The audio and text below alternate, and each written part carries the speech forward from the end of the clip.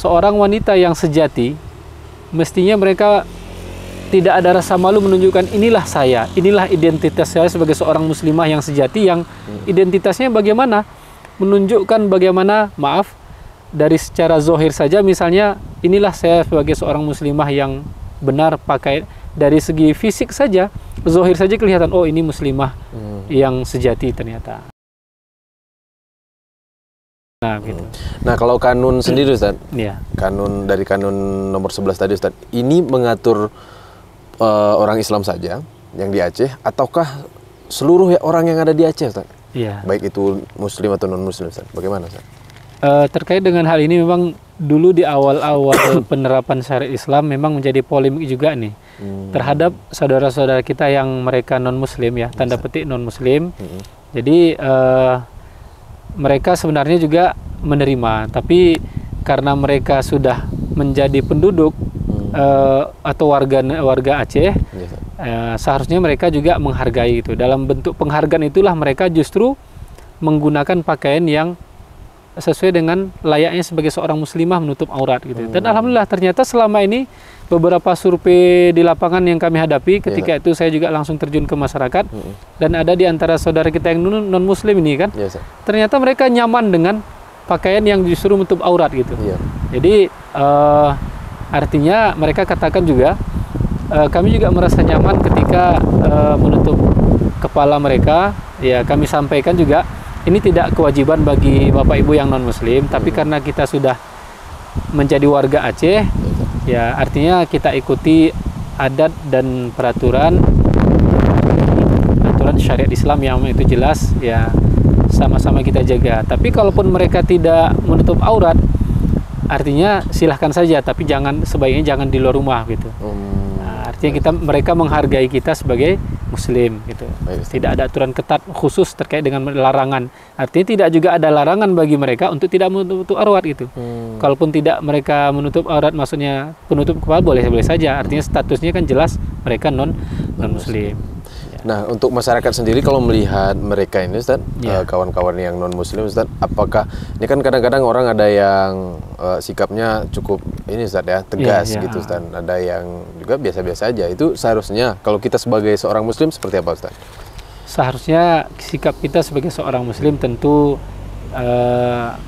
tidak ada kata lain kecuali kita harus dengan kesadaran dan wujud ketaatan kita kepada Allah Subhanahu wa taala, walaupun sebenarnya kan kita artinya dalam agama ini menjalankan perintah agama ini bukan karena rasa takut kita kepada kanun yang ada di Aceh, atau bukan karena takut kita kepada dinas terkait misalnya, atau takut karena ada wilayatul hizbah yang sering merazia, tidak. Karena kita semata-mata memang karena Allah Subhanahu wa taala dan perintah Allah. Artinya karena kesadaran kita, karena keimanan kita kepada Allah Subhanahu wa taala, dan pengakuan kita sebagai seorang muslim yang benar gitu. Katakanlah misal begini, seorang wanita yang sejati, mestinya mereka tidak ada rasa malu menunjukkan inilah saya, inilah identitas saya sebagai seorang muslimah yang sejati, yang identitasnya bagaimana, menunjukkan bagaimana, maaf, dari secara zohir saja, misalnya inilah saya sebagai seorang muslimah yang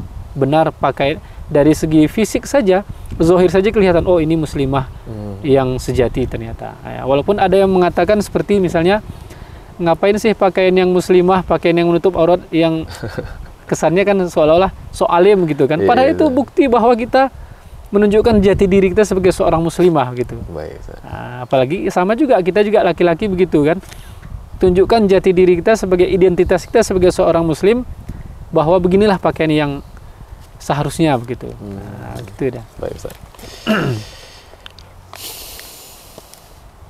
Nah, untuk ini Ustaz, pertanyaannya Ustaz, untuk dinas syariat Islam sendiri Ustaz, terkait kanun ini, tugasnya seperti apa Ustaz?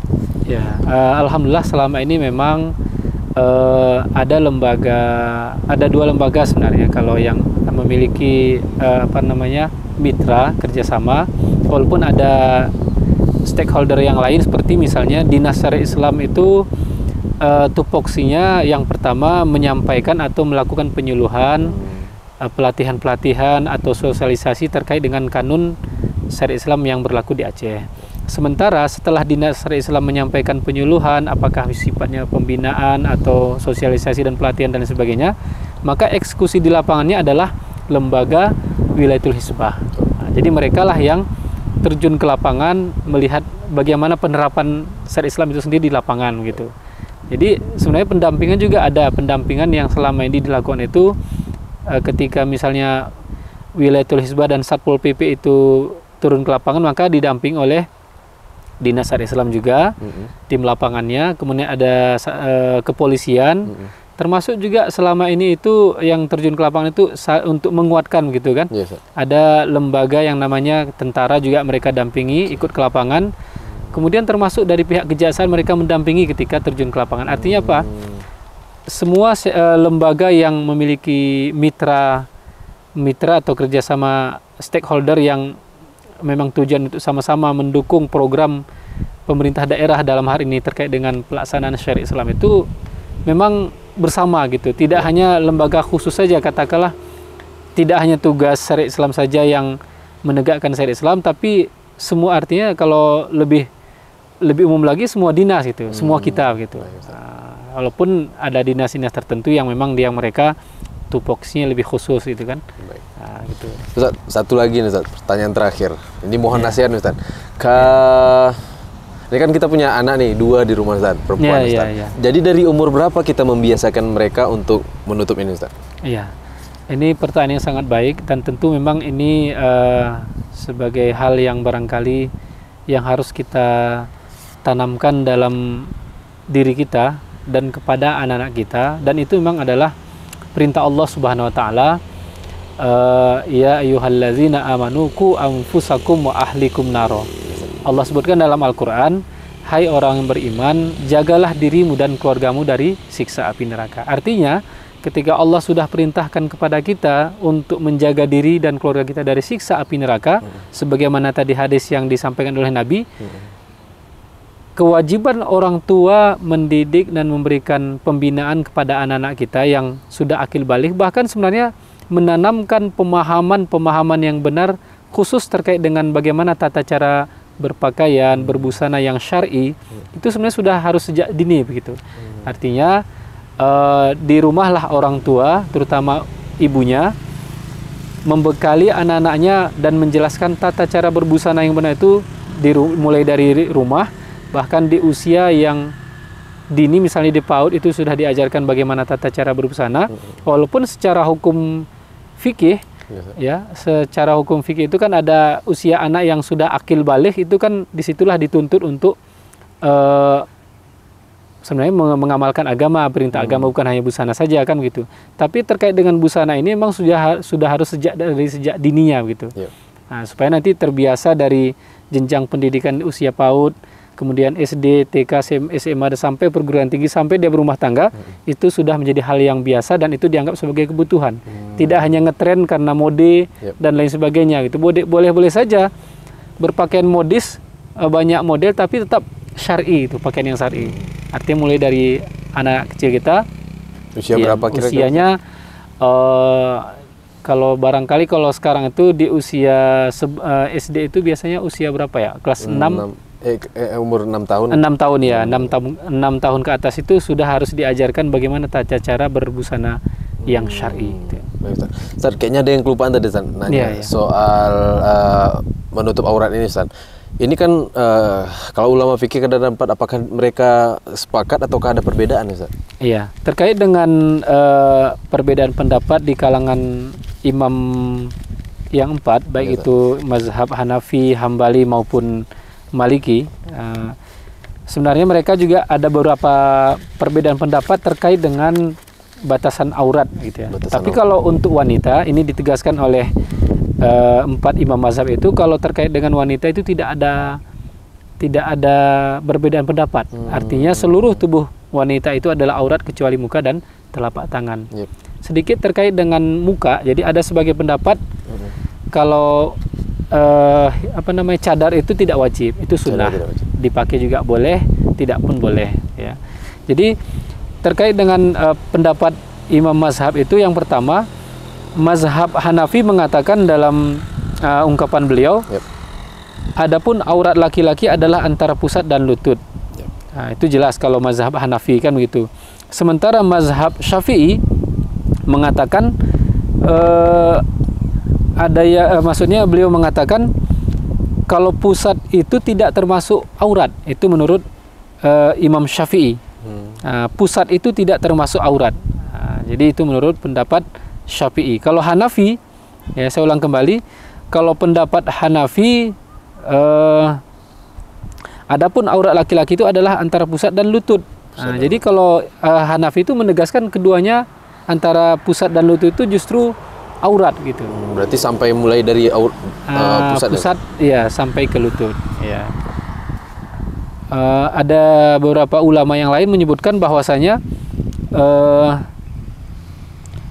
di sini disebutkan Abu Al-Husain dalam kitabnya Al-Hidayah Syarah Al-Hidayah mengatakan bahwasanya walaupun perbedaan itu ada di antara kedua pendapat itu, tapi artinya tutuplah pakaian itu dengan sempurna dan sesuai dengan layaknya kebiasaan dan adabnya begitu.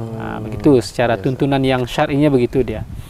Kemudian ada penegasan kembali nih terkait dengan batasan aurat laki-laki yang barangkali banyak di antara kita yang yang karena pemahamannya barangkali selama ini dianggap batasan aurat itu lutut dengan pusat.